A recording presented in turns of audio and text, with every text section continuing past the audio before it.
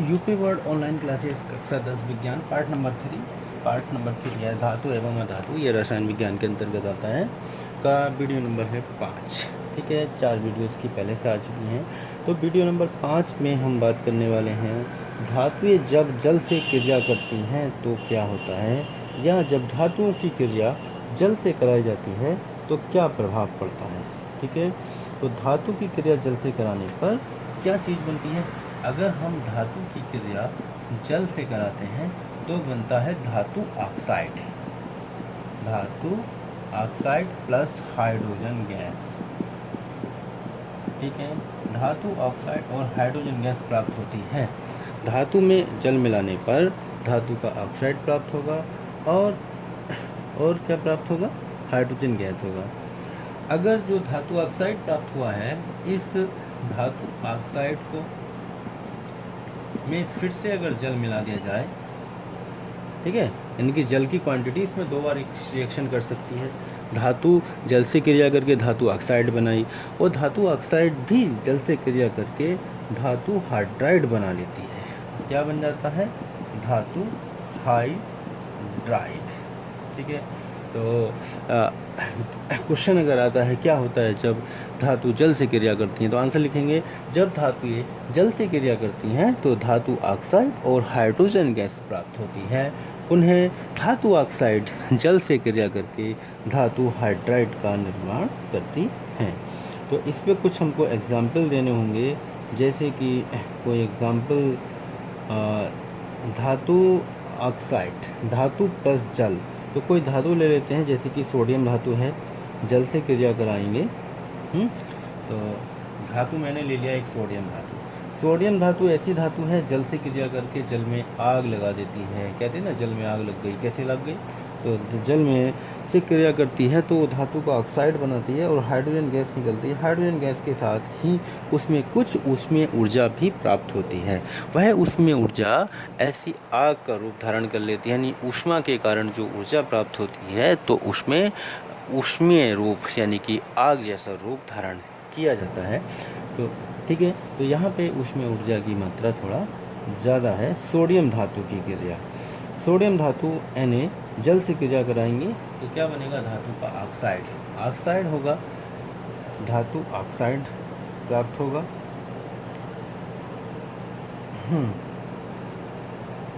Hydroxide, धातु का oxide,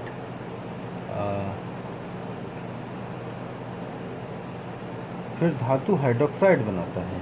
अगर हाइड्रोक्साइड बनाएगा तो हाइड्रोक्साइड तो बन जाएगा डायरेक्ट। ठीक है, धातु ऑक्साइड बनाता है, ऑक्साइड फिर से डायरेक्टली क्रिया करके यानी कि धातु हाइड्रोक्साइड बना लेता है और हाइड्रोजन गैस। धातु हाइड्रोक्साइड यानी कि सोडियम का हाइड्रोक्साइड, सोडियम हाइड्रोक्साइड हो जाएगा NaOH प्लस बनेंगे हाइड्रोजन गैस H2। ठीक है,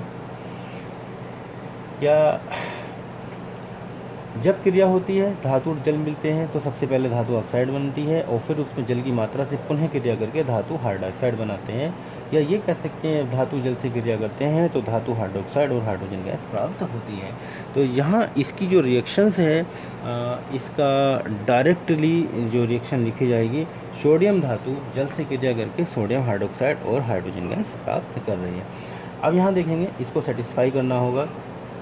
Na प्लस H2O अगर हम लेते हैं, मान लिया H2O लेते हैं तो हाइड्रोजन में 2, तो यहाँ 2 से गुणा करनी पड़ेगी। हाइड्रोजन के होंगे 4, 2 यहाँ और 1 यहाँ, तो यहाँ भी 2 से गुणा कर दें, हाइड्रोजन के पूरे कर देंगे। हाइड्रोजन के 2 और ये 2, ये 4 हाइड्रोजन के पूरे हो गए। ऑक्सीजन के 2 हो रहे हैं तो 1 O यहाँ है, 2 से गुणा होगी, 1 और O आ गया, यानी कि ऑक्सीजन के भी 4 होंगे। Na के 2 हैं तो यहाँ कर दे तो 2 से गुणा। अब ये सही और संतुलित समीकरण बन गया 2Na plus 2H2O equal to 2NaOH plus H2, यानी सोडियम धातु है, जल है, ये जल और ये सोडियम धातु। और सोडियम धातु की क्रिया जब जल से हुई तो सोडियम का हाइड्रोक्साइड यानी कि धातु हाइड्रोक्साइड तो सोडियम हाइड्रोक्साइड प्राप्त हुआ। इसको कहेंगे सोडियम हाइड्रोक्साइड, हाइड्रोक्साइड और हाइड्रोजन गैस। ठीक है, H2 गैस प्राप्त हो रही है।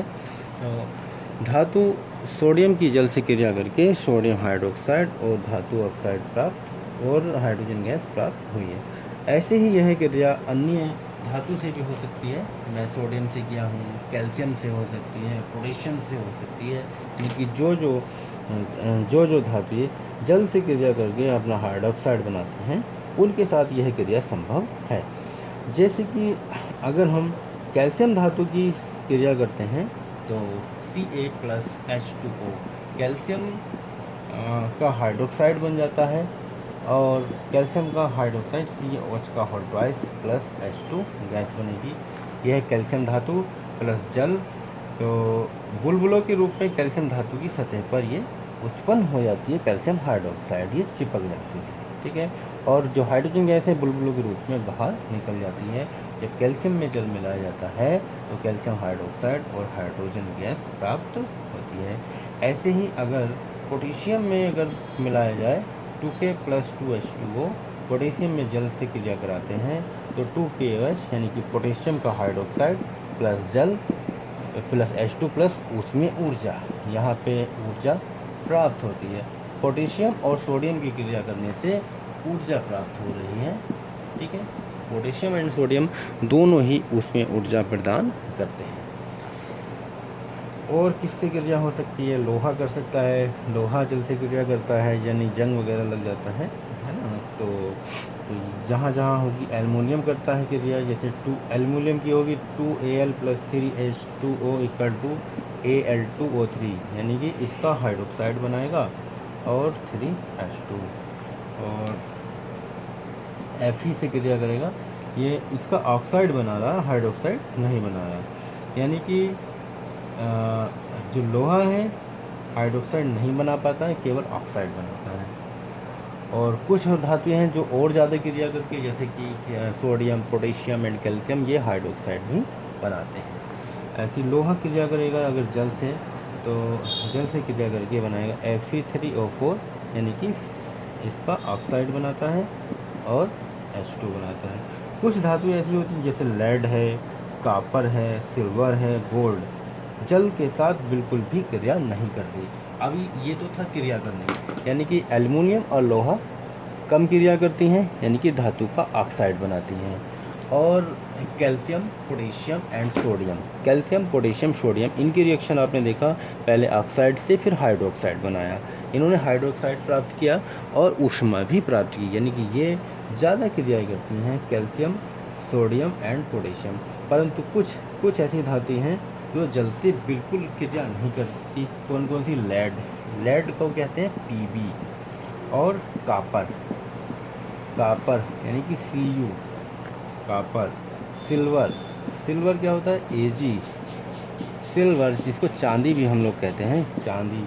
एंड गोल्ड यानी कि सोना यानी कि Au, गोल्ड। ये जल से बिल्कुल कोई क्रिया नहीं करती, जल से क्रिया नहीं करती, ठीक है। तो ये ऐसी धातुएं हैं जल से क्रिया नहीं करती। तो सभी धातुएं जल से क्रिया नहीं करती, कुछ करती हैं, कुछ तीव्र क्रियाएं करती हैं। जैसे कि सोडियम, पोटेशियम तीव्र क्रिया करती हैं, पहले धातु ऑक्साइड बनाते हैं, फिर धातु का हाइड्रो ऑक्साइड बनाते हैं। परंतु कैल्शियम भी धातु ऑक्साइड और कैल्शियम हाइड्रोक्साइड बनाता है। परंतु जैसे कि लोहा है, ठीक है, और लोहे का और एल्युमिनियम, ये ऑक्साइड बनाता है। जब उसका हाइड्रोक्साइड बनता है तो यानी कि लोहा क्षीण होने लगता है, लोहे पे जैसे जंग वगैरह लगता है तो काफ़ी टाइम बाद लगता है। डायरेक्ट पानी से क्रिया कराएंगे तो तुरंत वह जंग नहीं लगा देता, उसके क्षरण की अवस्था आती, काफ़ी समय लगता है उसमें, है ना। तो पहले ऑक्साइड ही बना पाता है, ठीक है, धातु का ऑक्साइड का ही निर्माण करता है। तो वो भी क्रिया को बहुत तीव्र क्रिया नहीं करते। और नीचे जो दिए हैं लेड, कॉपर, सिल्वर, गोल्ड, ये जल से बिल्कुल भी क्रिया नहीं करते हैं। यानी कि जल में अगर सोने को डुबाते हैं, चांदी को डुबाते हैं, कॉपर को या लेड को डुबाते हैं तो उसके साथ किसी प्रकार की कोई भी अभिक्रिया नहीं होती है।